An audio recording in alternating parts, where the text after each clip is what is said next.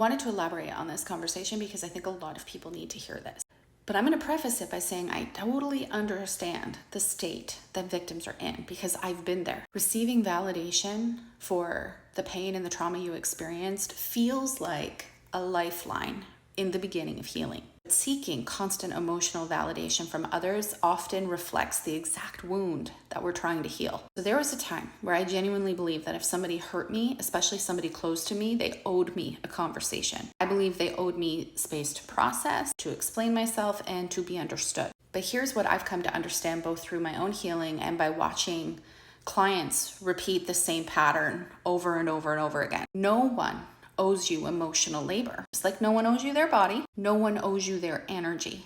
Even if you're hurting, even if they are the part of the cause of the hurt. And I get that that is a really hard pill to swallow when you're in a trauma response. You're still learning how to regulate yourself. You haven't yet built the inner capacity to sit with your own pain without needing somebody else to hold it for you. And I say that again with compassion because I was that person too. I confused connection with rescue. I mistook avoidance as abandonment, and I believed I was entitled to repair because my pain felt urgent. But urgency doesn't create consent, and needing somebody to regulate you is not the same thing as asking for healthy mutual repair. And here's the distinction that helped me shift this. Relational repair is a request, not a requirement. It sounds like something happened between us and I would like to talk about it when you have a moment. Entitlement to emotional labor, on the other hand, sounds like you triggered me, you owe me. One honors free will and the other bypasses it. So when I say nobody owes you emotional labor, I'm not saying that your feelings aren't valid. I'm saying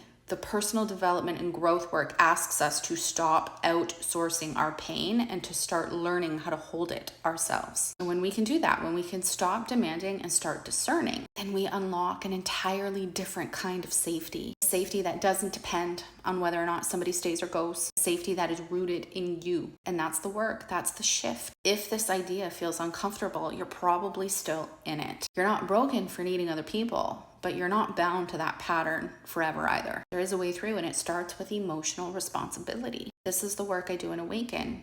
Self-trust, emotional mastery, 100% emotional responsibility. So you can finally stop abandoning yourself.